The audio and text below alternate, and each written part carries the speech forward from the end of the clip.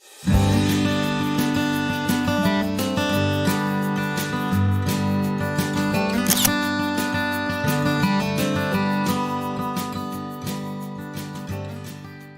see you this morning in Delhi for our bike ride for Earth Day, and I'm so happy we're together here. Now we are here in CP.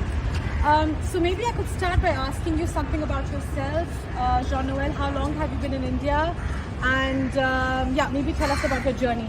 Well, I've been living in India since 4 years now. Wow. The journey has been quite interesting because we had plenty of things to do with the pandemic and everything, but that's quite interesting and intense journey. Yeah.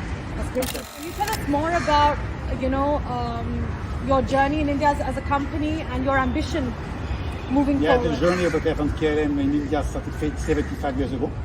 Yeah, we are as old as India in the bracket. Then of course, it has always been a key market for us. Post-pandemic, we redeploy our wings, to say like that. We are flying out of 4 gateways.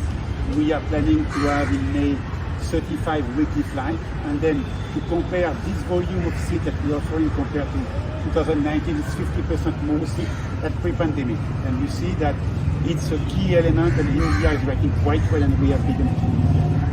Challenge, in the world today is global warming and the climate crisis. So, can you tell us more about the role of air transport? The airline is concerned. We do acknowledge that the airline contributes 2% of the CO2 emissions, and then we are facing a big challenge here in the future. Then for us, Airfrance KLM, we have started journey in sustainability in 1990. We have been leading for all those years the sustainability index of the Dow Jones. We are either number 1 or in the top 3, and that's a key element of our commitment and our strategy.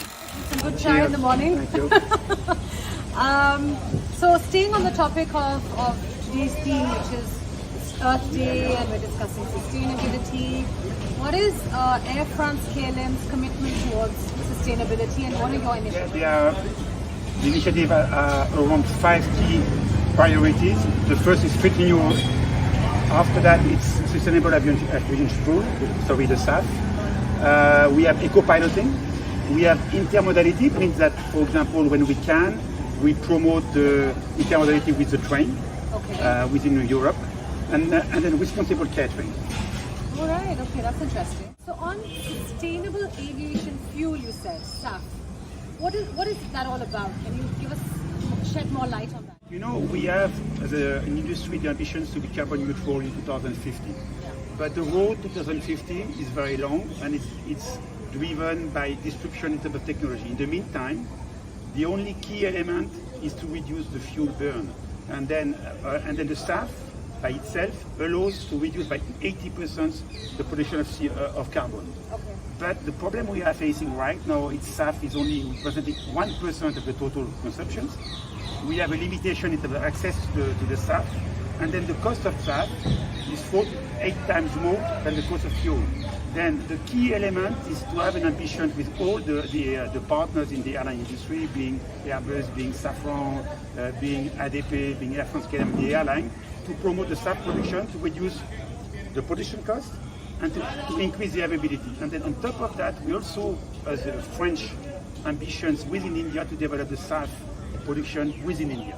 Okay, that's very interesting. So does SAF have an impact on airfares for the regular consumer who's Right taking now, the flight? yes, because potentially we include some SAF, and then you have some kind of increase of fare. But if in the future you want to be carbon neutral and then you want to fly with a full aircraft SAF, of course it will have an impact on the cost of the airfare. But also, do we have any other choice? In a country like India, where we have so much talent, and you know that this element is important for companies when they're setting up their operations. Yeah.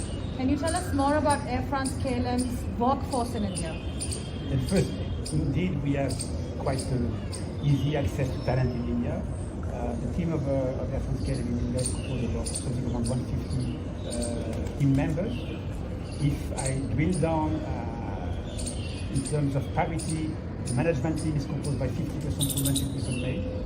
And that's key for us because even at the core DNA of the company, diversity is key. Then overall, we are in line with the global perspective of Air France because the group itself, we are the 45% female workers.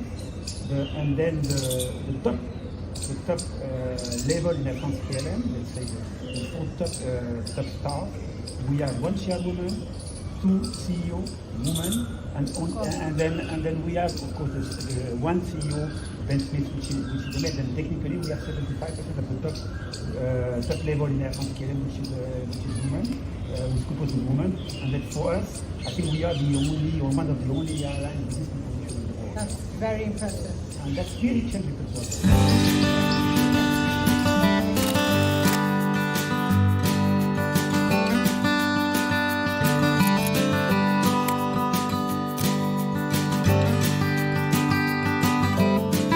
Happy Earth Day.